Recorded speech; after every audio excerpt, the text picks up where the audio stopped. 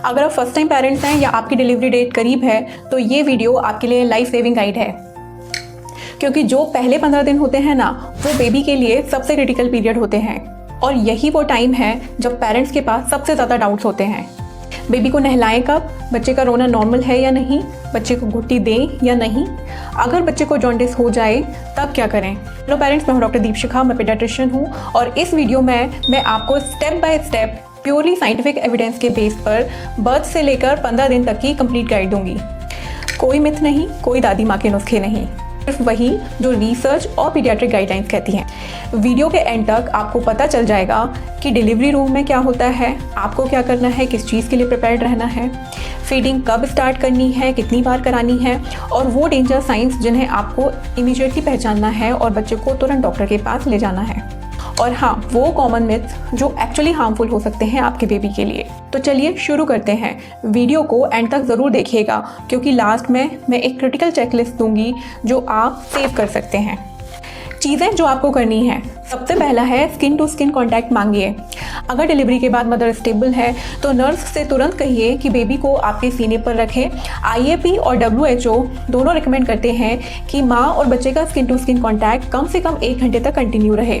इससे बेबी का temperature stable होता है और बच्चे को ब्रेस्ट फीडिंग स्टार्ट करना ईजी हो जाता है।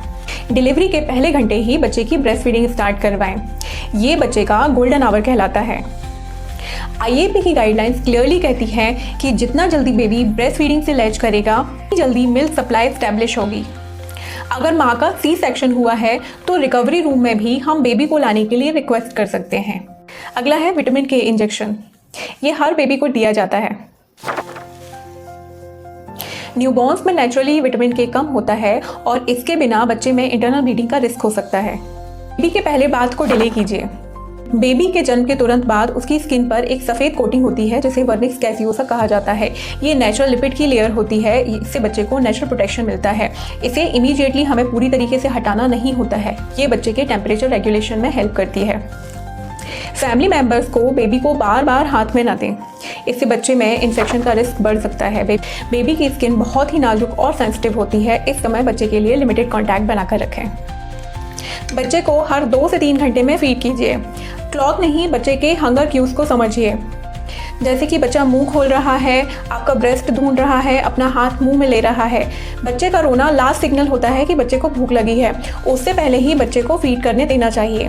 दिन में बच्चा 8 से 12 बार फीड करता है।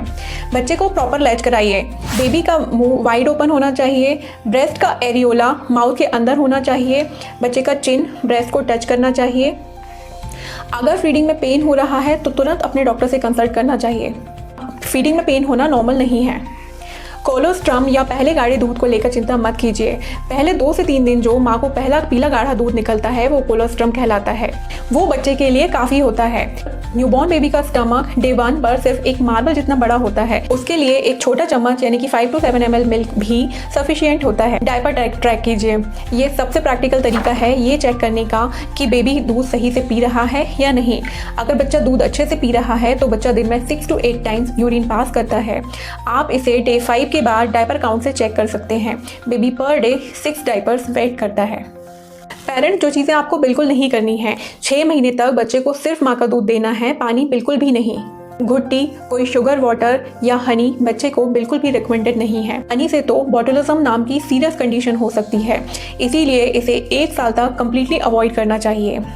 बच्चे को फॉर्मूला मिल्क खुद से स्टार्ट ना करें। अगर ब्रेस्ट फीडिंग में मदर को जेन्युइनली दिक्कत आ रही है तो पहले अपने पीडियाट्रिशियन से मिलें, इसे खुद डिसाइड ना करें। अब बात करते हैं बच्चे के वेट, पी एंड पूप, इसे कैसे ट्रैक करना है। बच्चे के जन्म के पहले 2 घंटे में बच्चे का वेट लॉस होता है।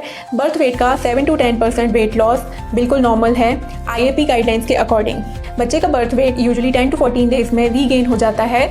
डॉक्टर्स इसे फॉलो विजिट में चेक करते हैं। आप बस अपनी डायरी में फीडिंग और डायपर काउंट्स लिखिए और हर डायपर चेंज करते वक्त कलर नोट कीजिए। पहले 1 से 2 दिन में मीकोनियम यानी कि dark green and sticky stool आएगा और उसके बाद ग्रेजुअली स्टूल का कलर पीला और सीडी होता जाएगा।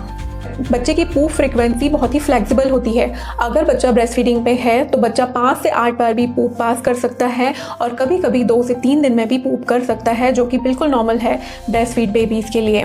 लेकिन बच्चा कंफर्टेबल होना चाहिए। लेकिन अगर बेबी के स्टूल का कलर पेल या क्ले जैसा दिखे या बच्चे को 5 दिन के बाद 6 से कम डायपर्स हो रहे हों तो अपने पीडियाट्रिशियन से कांटेक्ट करना चाहिए। Now sleep safety. बच्चे की स्लीप सेफ्टी के लिए कुछ रूल्स फॉलो करना ज़रूरी है। Indian and American academy of paediatrics both sleep safe guidelines देती हैं। ये कोई सजेशन नहीं है, ये बच्चे के लिए लाइफ सेविंग रूल्स हैं जो सिड्स मतलब अचानक क्रिब में डेथ होने के रिस्क को कम करता है। ये कुछ चीज़ें हैं जो आपको हर रात को फॉलो करना है। बेबी को हमेशा पीठ के बल या बैक पोजीशन पर लिटाएं, पेट या साइड के बल नहीं। बच्चे के पास में कोई भी सॉफ्ट चीज़ ना रखें जैसे कि pillow, heavy blanket, soft toys, pamper pads भी नहीं। बेबी को अपने रूम में रखिए और अपने बेड पर बेबी को प्रॉपर स्पेस दीजिए जिससे नींद में आपका हाथ या कोई और चीज़ बच्चे के ऊपर आकर उसको डैमेज ना करे। बच्चे को ओवरलैप ना करें, रूम टेम्परेचर कंफर्टेबल रखें। अगर आपको गर्मी लग रही है तो बच्चे को भी गर्मी लग रही है।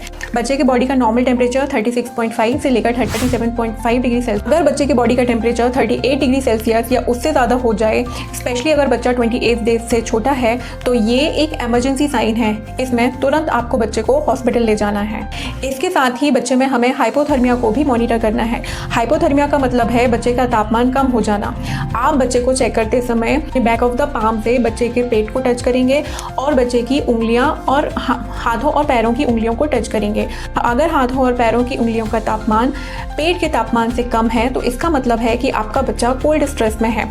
इस समय बच्चे को अच्छे से क्लोथिंग कराएं, वेट क्लोथिंग हटा दें और बच्चे को ब्रेस्ट फीडिंग कराएं। अब अगर इसी मेथड से बच्चे का तापमान दोबारा देखने पर बच्चे के पेट का तापमान और हाथों और पैरों दोनों का तापमान काफ़ी अगर आपको ठंडा लग रहा है और बच्चा सुस्त है, दूध नहीं पी रहा है, तो इस समय आपको बच्चे को तुरंत डॉक्टर के पास ले जाना चाहिए। ये एक तरीके की मेडिकल इमरजेंसी है।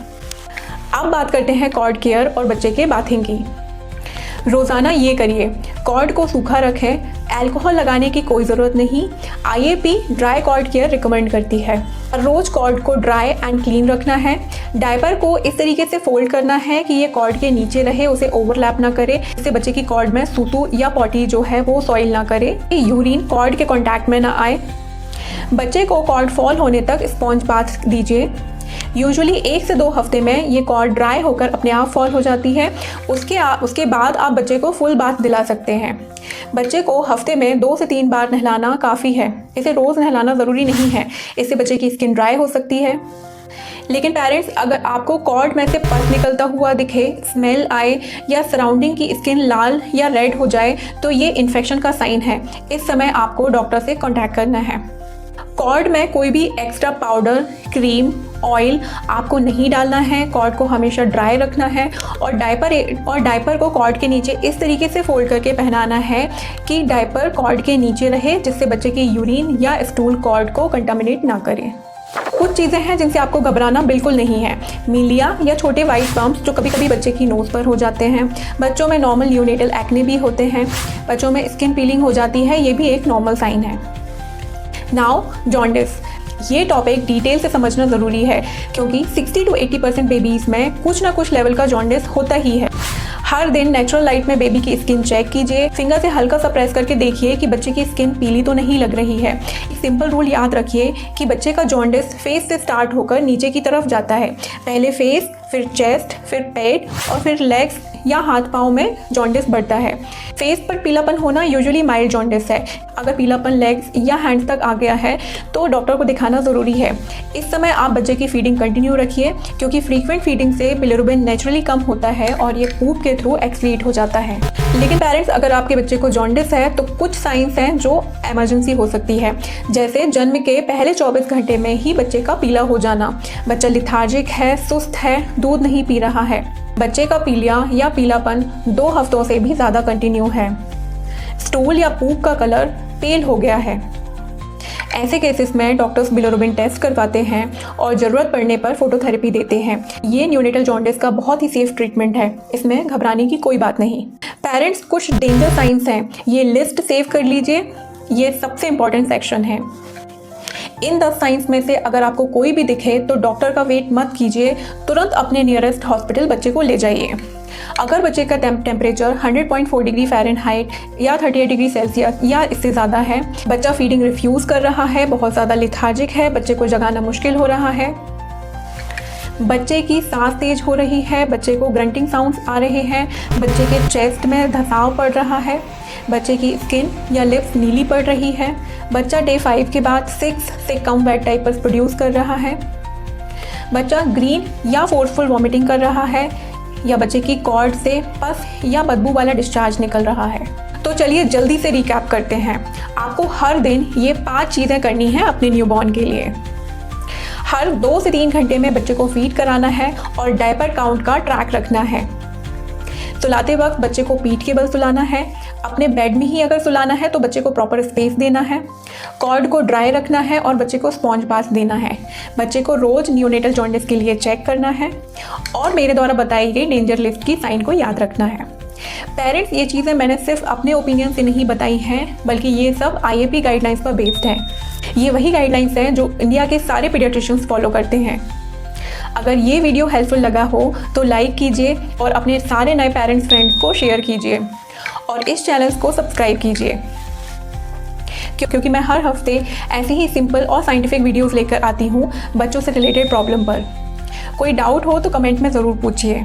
और सबसे ज़रूरी बात, ये जनरल गाइडलाइंस हैं, अपने बेबी के लिए हमेशा पीडियाट्रिशियन से पर्सनली मिलें। मैं डॉक्टर दीपशिखा, मिलते हैं अगली वीडियो में। अपने और अपने लिटिल वन का ख्याल रखिए।